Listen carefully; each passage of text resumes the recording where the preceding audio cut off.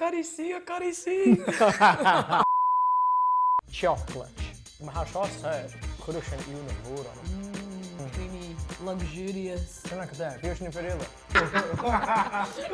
Darn y ffyrdd. Am eisiau dol dweud. Reit, Jane achos sio ma ha. A sy'n gyma byrd. So yn y ffyrdd sy'n, am gwyn syr. Ysge. Na chi eisiau. Eisiau glanio youth syr. Se ysge han. Like, yw biadh gael cymryd yn yw'n syr. an-dràst de.